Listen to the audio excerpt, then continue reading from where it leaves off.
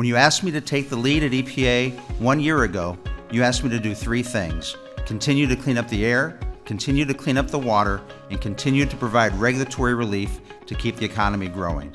The President knows we can do all 3 at the same time. When I ran for president, I pledged a strong, growing economy and a healthy environment because I believe that we can pursue both at the same time. We have only one America. We have only one planet. That's why every day of my presidency, we will fight for a cleaner environment and a better quality of life for every one of our great citizens. Well, I would say the bases are loaded on this one for President Trump.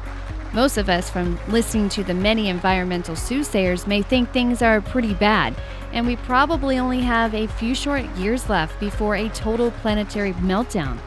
Well, take a listen to President Trump's speech on America's environmental leadership.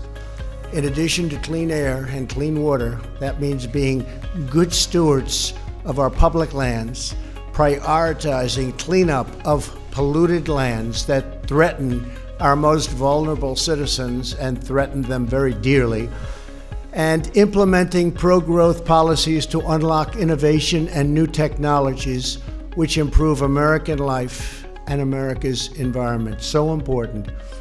These are incredible goals that everyone in this country should be able to rally behind, and they have rallied behind, and they've rallied behind in a very Republican and Democrat way. I really think that's something that is bipartisan. And today, the United States is ranked, listen to this, #1 in the world for access to clean drinking water. Ranked #1 in the world. Now, this is something the naysayers don't want you to know. We are #1 in cleanest drinking water. Go USA! But let me tell you, we are blessed and mighty thankful that we have a president in office who is concerned in keeping our country clean and healthy. One of the main messages of air pollution, particulate matter, is 6 times lower here than the global average. So we hear so much about some countries and what everyone is doing. We're 6 times lower than the average. That's a tremendous number. Since 2000, our nation's energy-related carbon emissions have declined more than any other country on Earth. Think of that. Emissions are projected to drop in 2019 and 2020. We're doing a very tough job, and not everybody knows it, and that's one of the reasons we're here today to speak to you.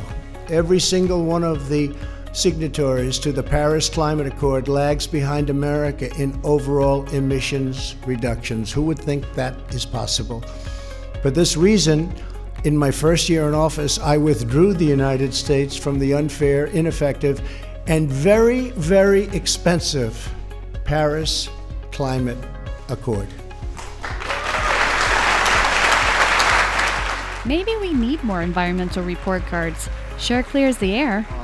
But basically, your completion of this Herbert Hoover dike is going to make a tremendous difference because we can store more water in Lake Okeechobee, safely store it there so the residents that are around there are safe. We care and we're concerned about them, us on the coast, believe me, and that the water does not go into the Caloosahatchee, into the St. Lucie estuary. It's full of contaminants and fertilizers. And Mr. President, you mentioned about the red tide. It is a natural occurrence. This fertilizer and all these contaminants is like a superpower. And we have seen devastation on the West Coast like none other before in 2018.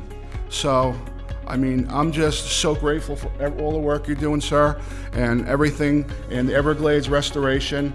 And also, I heard great news that the dike is going to be finished much sooner, 2022 than expected.